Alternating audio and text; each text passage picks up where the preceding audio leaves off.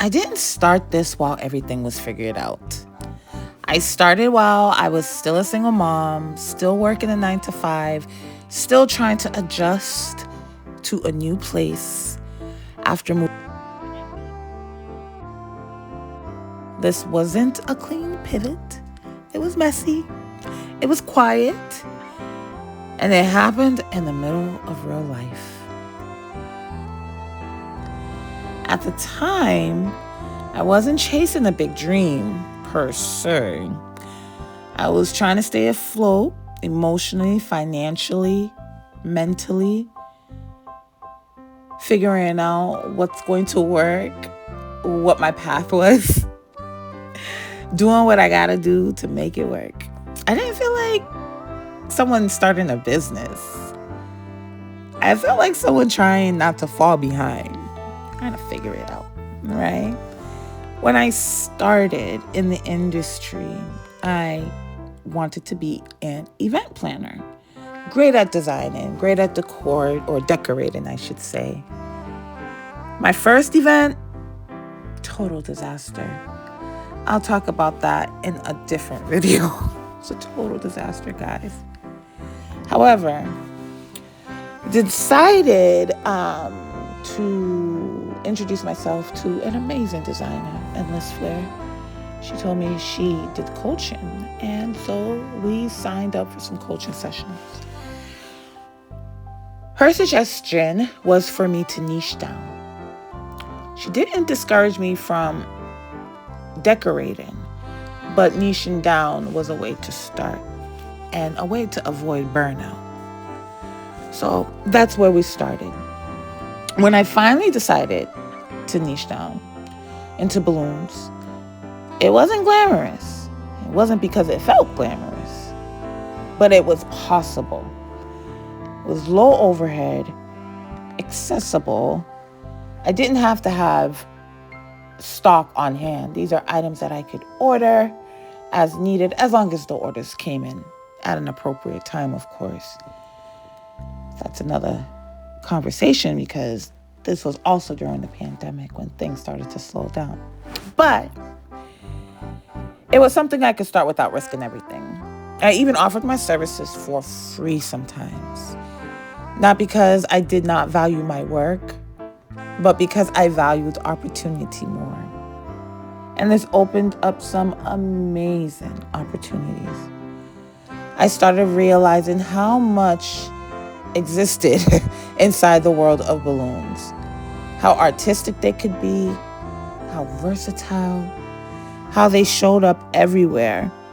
There's almost no celebration without them, okay? Birthdays, weddings, baby showers, milestones, they're always there, quietly doing their job. Still, I didn't think I was good enough. After all, it was just balloons. At least that's what I told myself. Things were flowing. Things were going how they were supposed to go. And it wasn't a comparison to other balloon artists, because you got to respect the game and respect the ones who've paved the way, right?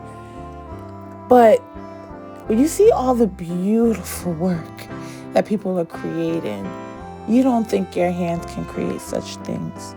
But I didn't stop. Not because I was confident. I wasn't. But I trusted the process. I stayed because something about the process kept pulling me back. And that's something that we say even while we design our balloon designs. Trust the process. I like watching ideas turn into something physical. I like solving, if there's any problems, the visual problems, if you guys don't know me. I can be a perfectionist sometimes.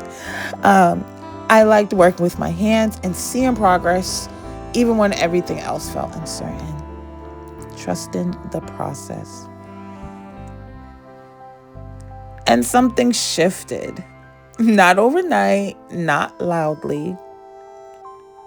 It was the reactions. I started seeing the joy in the expressions. Okay? Seeing people The reactions of people when they enter the room, after they see the displays that you've put together, after the full room comes together, after they see their hard-earned money well spent. The looks on people's faces when they walked into a room, the pause, the smile, the way people remembered how something felt, not just how it looked. I know it sounds cliche, but it matters. I realized it wasn't just decorated. It was part of someone's memory. Something they talk about years later that changed how I saw the work. Isn't that a great feeling though, guys? You know, to be a part of a memory is an amazing feeling. If you know, you know. This mermaid tail was created for an event called Art of the Table, which is not really an event. It's a 2-day workshop, which at the end of the 2-day workshop, there was an event. It was a celebration. So everything that the attendees learned from the workshop, which they learned the art of floral design, balloon design, tablescapes, draping, everything that goes into creating a successful event, they learned at Art of the Table. And they created a beautiful decorated room for us to celebrate in. It was amazing. It was a great time, great food, great vibes. At the end, we didn't just pack up, we celebrated. The theme was Under the Sea, but really it was about transformation, taking raw material and turning them into something intentional. Looking back, I didn't start with a vision board or a business plan.